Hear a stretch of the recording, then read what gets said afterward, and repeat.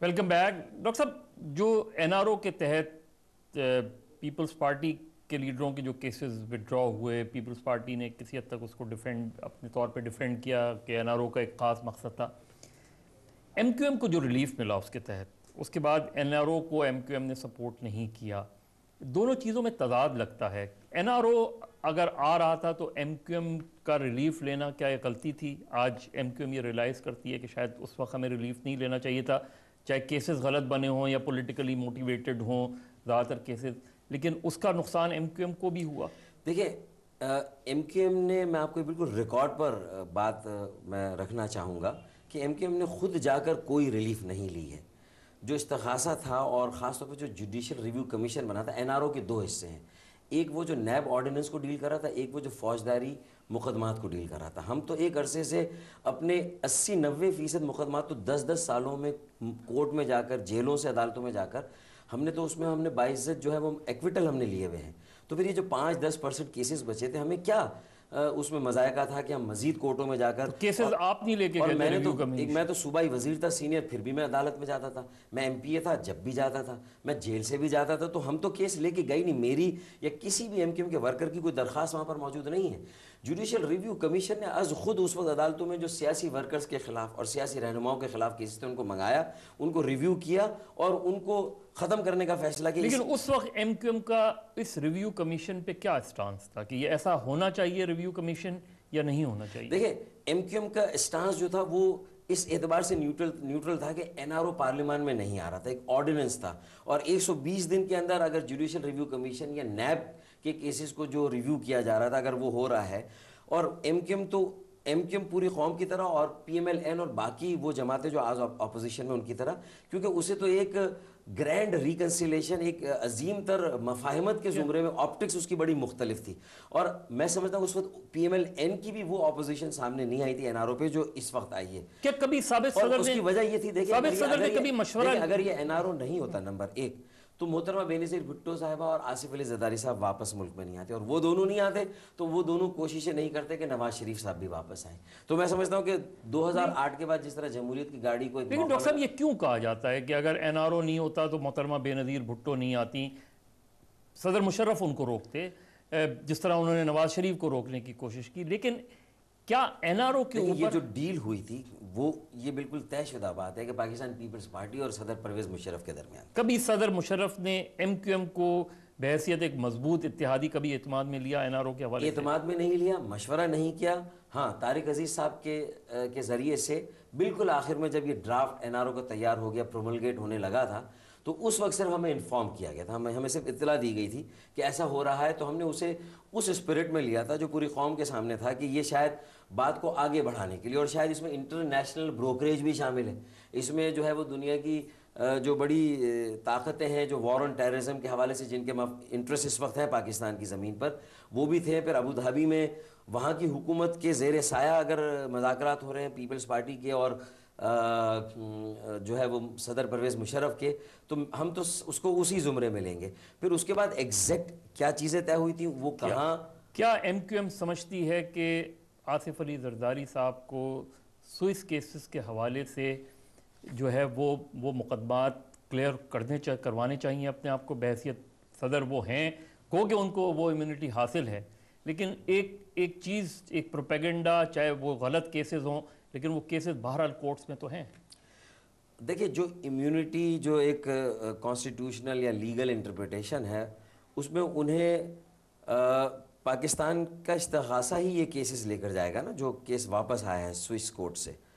تو یہ امیونٹی انہیں باہر کی پھر عدالتوں میں بھی ہے، اور سوئس حکام نے بھی یہ کہا ہے کہ اگر پاکستان میں مقدمات نہیں چل رہے ہیں تو پھر سوئس عدالتوں میں بھی شاید وہ مقدمات نہیں چل سکے، اور اگر چلیں گے تو پاکستان کے شاید استغاثہ کے ایما پر ہوں گے. تو یہ صدر آصف علی زرداری کا جو ہے وہ انٹائر ڈسکریشن ہے کہ وہ اس امیونٹی کو کس طرح اپنی کریڈیبلٹی کے ساتھ جس طرح جوڑا جا رہا ہے. اور میں سمجھوں گا کہ اگر اس سے پہلے وہ اپنی گورننس کو ٹھیک کریں وزیر اعظم صاحب کے ساتھ مل کر، جہاں سخت تنقید ہوئی ہے اور جو کرپشن کی جو نئی اسٹوریاں آئی ہیں، یہ شاید چیزیں دوبارہ سے اتنی شدت کے ساتھ سامنے نہ آتی اگر اپ فرنٹ جا کر ہم آگے جا کر وہ اسٹوریاں جو کیا اب آئی کیا ہیں. کبھی وفاقی کابینہ میں آپ اتحادی ہیں، ظاہر ہے جو گورنمنٹس کی فالٹس ہوتے ہیں اسے شیئر کرنا بھی پڑتا ہے، آپ کبھی کابینہ میں اس چیز پہ کرپشن کے حوالے سے جو نئی سٹوریز آ رہی ہیں، نئی کہانیاں آ رہی ہیں، اس کے بارے میں کبھی؟ دیکھیں ہم نے اپنے تحفظات کا بھی اظہار کیا کیبنٹ میں بھی، اور کیبنٹ کے علاوہ جو وزیر اعظم سے ہماری ملاقاتیں رہتی ہیں یا صدر پاکستان سے، ہم نے سب میں کیا. اور ہم نے چینی کے اسکینڈل کے حوالے سے خصوصی طور پر، سٹیل میل کا جو کیس تھا اس پر، اور تیسرا بہرحال رینٹل پاور پلانٹ کی بھی ایک اسٹوری باہر آئی تھی، تو ہم نے کم از کم رینٹل پاور پلانٹ پر اور جو چینی کا اسکینڈل تھا اس پہ تو کابینہ میں یہ چیزیں آئی تھیں. تو وہاں پر ہم نے اپنے تحفظات کا اور جو ہماری جو اس میں ریزرویشنز تھی اس میں پیپلز پارٹی کے بھی کچھ وزراء تھے جنہوں نے ان پر اپنے تحفظات کا اظہار کیا تھا. اور یہ چینی کا اسکینڈل تو کمپٹیٹیو جو کمیشن ہے اس نے جو رپورٹ دی ہے اس کی روشنی میں، اور پھر جو اس کی امپورٹ پر آخر وقت میں اس وقت کے وزیر صنعت نے جو اچانک اس کی امپورٹ کو روک دیا، جو 2 لاکھ ٹن چینی آ رہی تھی پچھلے سال اپریل یا مئی میں. تو ان ساری چیزوں کو پروب ہونا چاہیے. ڈاکٹر صاحب یہ جو سیاسی اب چونکہ سٹی گورنمنٹ کا اپنا ٹینیور ختم ہو گیا ہے، ایڈمنسٹریٹرز کی بات آ رہی ہے، کیا یہ ایک بڑا وجہ تنازع بنتا ہوا نظر آ رہا ہے پیپلز پارٹی اور MKO کے درمیان، یا صدر آصف علی زرداری کی موجودگی میں آپ کو لگ رہا ہے کہ یہ صورتحال سے سارٹ آؤٹ ہوں گے؟ کیونکہ آج کی سچویشن تک تو یہ نہیں ہو رہا. کور کمیٹی کے آپ کے اجلاس میں جو بھی ہوگا، کیا اگر سیاسی ایڈمنسٹریٹر مقرر نہیں ہوئے اور پیپلز پارٹی جو اپنا موقف ہے پیپلز پارٹی کا ویسا ہی ہوا، تو یہ ایک وجہ تنازع جو ہے حکومت سے علیحدگی کی بنیاد بن سکتا ہے؟ دیکھیں میں سب سے پہلے تو یہ کہوں گا کہ ہمارے فیئر یا جو ہمارا خدشہ اس کو ایڈریس کیا جائے، اور وہ یہ ہے. اور جو کہ میں نے پریزیڈنٹ صاحب سے جو ہماری آخری ملاقات بلاول ہاؤس میں ہوئی تھی محترمہ کی دوسری برسی سے پہلے، جو ہمارا وفد جا کے ملا تھا، اس میں نے ان کے ساتھ شیئر کیا، اور وہ یہ ہے کہ 3 مہینے کے لیے اگر فرض کریں کہ نگراں یا ایڈمنسٹریٹرز لگانے تو وہ بیوروکریٹ صاحب لگا دیں تو شاید ہمیں اس پر کوئی اعتراض نہیں ہوگا. لیکن اس بات کی ضمانت بہت مشکل سے ملے گی کہ 3 ماہ کے بعد انتخابات ہو ہی جائیں گے. انفورسین سرکمسٹانسز ہے، فورس ڈی میجر. سیاسی ایڈمنسٹریٹر سے آپ کی کیا مراد ہے؟ سیاسی ایڈمنسٹریٹر سے لگانے کا ہمارا مطالبہ نہیں ہے. ہمارا مطالبہ یہ ہے کہ اس وقت جو 179 سیکشن اور 140 جو SLGO کا وہ یہ کہتا ہے کہ یہی ناظمین رہیں گے، نہیں یہ الیکشن نہ کروائے، یہ نہیں ہے، یہ تو عضو معطل ہو جائیں گے، یہ موجود رہیں گے. 3 ماہ کے لیے ان کے اختیارات لے لیے جائیں گے. یہ کسی جلسے میں نہیں جائیں گے، کسی الیکشن کی ریلی کو ایڈریس نہیں کریں گے، یہ اپنا کوئی انتظامی اور مالی اختیار ان 3 ماہ کے اندر استعمال نہیں کریں گے، لیکن یہ موجود رہیں گے اور election commission of Pakistan election کرا دے گا.